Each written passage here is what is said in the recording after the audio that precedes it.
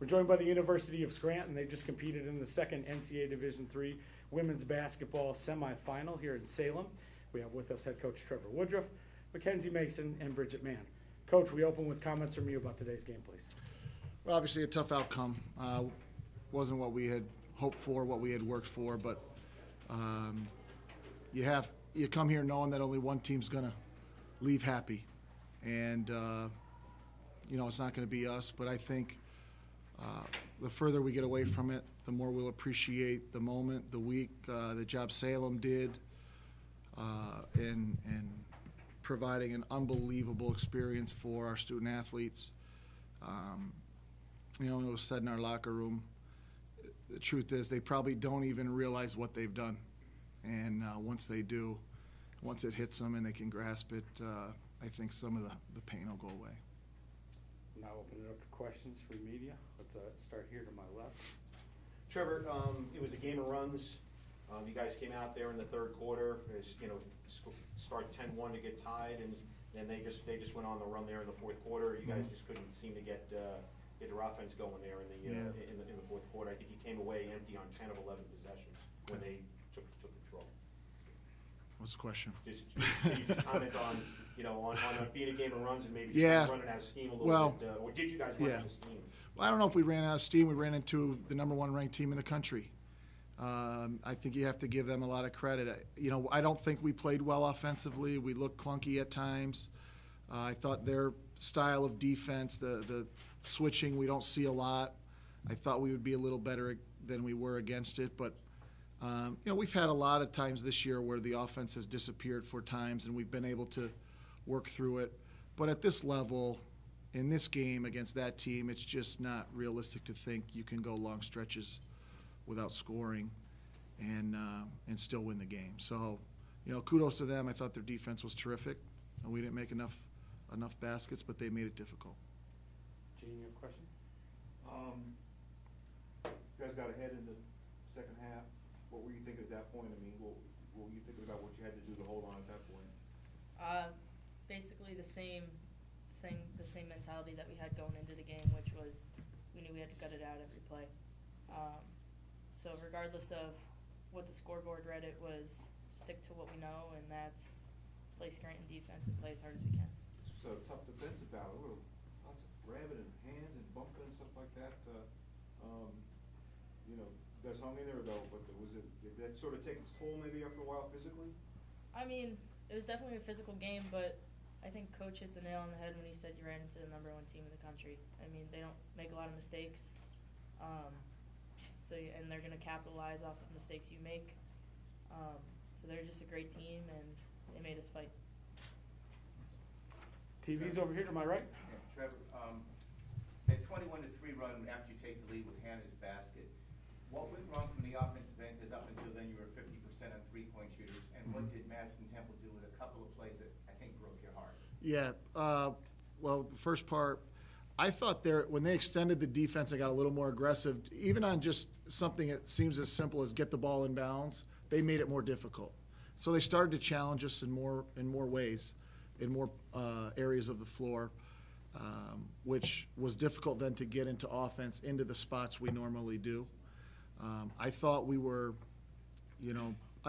poor late shot clock offense, which we're generally very good at. That's one of our strengths offensively is we do not panic when the clock gets short. We're usually very good, and we're able to break our opponents down. A lot of times they feel like, man, we're really doing well, and then we score in the last 2 or 3 seconds of the shot clock, and it's like a punch to their gut.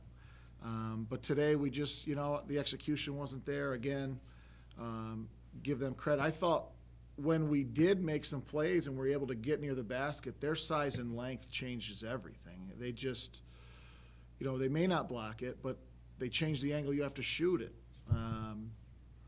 It all just comes down to they're really good.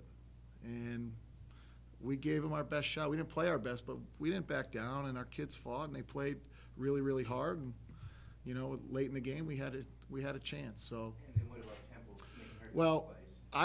If I didn't look at the stat sheet, I would have said, man, we did a great job. Yeah. But it did seem like late when they needed her. The one that sticks out to me was the 3 from the top of the key. I thought was a big shot.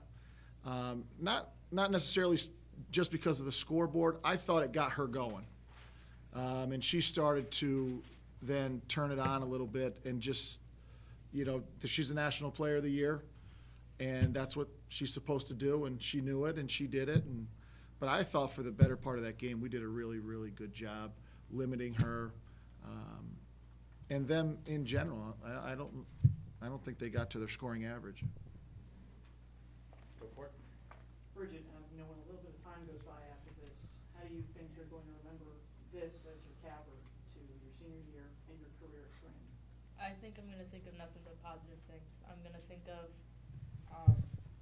all the stuff they had us do as a team together. I'm going to think of the bus ride down, and I'll even think of the game, although it didn't go the way we wanted it to. I mean, I thought we worked our butts off, and to look back on my 4 years here, you couldn't pay me to go anywhere else. It was a blessing, and I'm just really grateful. Makenzie, can you talk a little bit about, you hit a shot right at the end of the half, right, beating the buzzer to get it to a single-digit deficit. Did that kind of give you guys maybe a little bit of momentum going into the locker room? Because then obviously you guys came out and played some good defense, went on that 10-run run to go up and take the lead.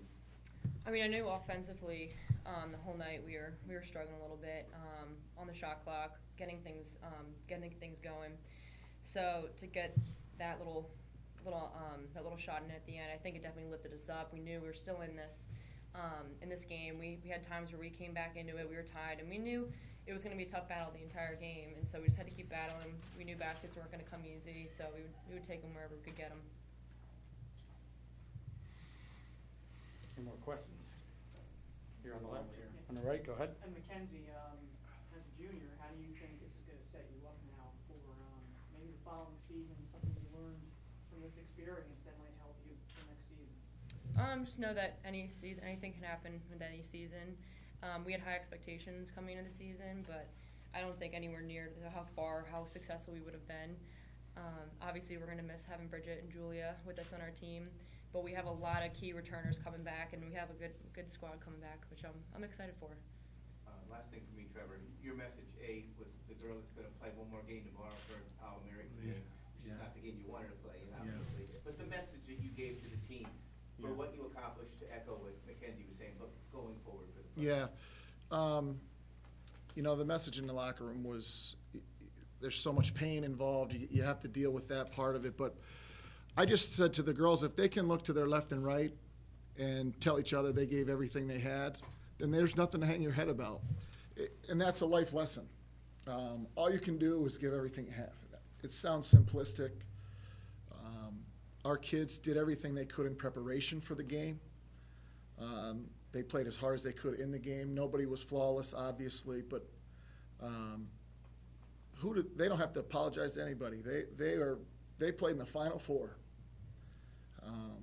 and they've done great things for a great program. The girl to my left they should put her in the Hall of Fame right now, in the Scranton Hall of Fame. My athletic director's tough about that, but I think he would agree with me. 30 seconds after she's eligible, she's going to. And if you're in the Wall of Fame at Scranton, that's a mouthful.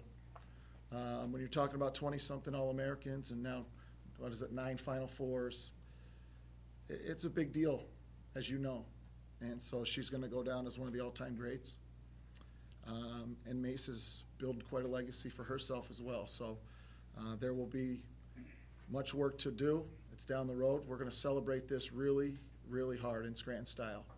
And we'll worry about next year down the road. But I feel fortunate that we get Mace for one more year. And I know she has learned a ton from Bridgette. So the future is bright.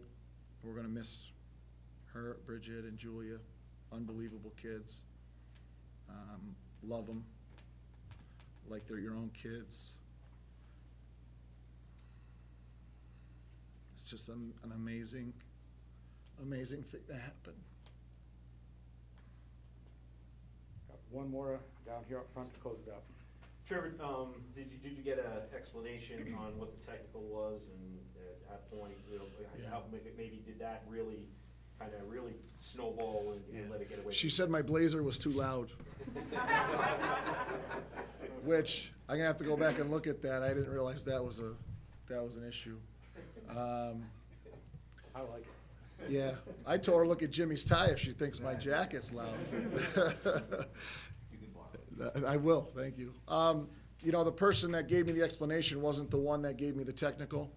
You know, so it is what it is. It's an emotional game. You know, it is what it is. It's behind us. They're refs. I'm a coach. It's like cats and dogs. That's the way it's always been. It's the way it always will be. And so I appreciate their efforts. They are very fortunate to be here, just like we were. They deserve congratulations. I didn't agree with them a whole lot today, but that's just the way it goes. It didn't change the outcome. Okay. Coach, Makenzie, Bridgette, thank you very much. Congratulations on a fine 2018-19. Thank you, everybody. Thank you. All the locals appreciate all your work. It's been unbelievable. Thank you. Thanks, Matt. Thank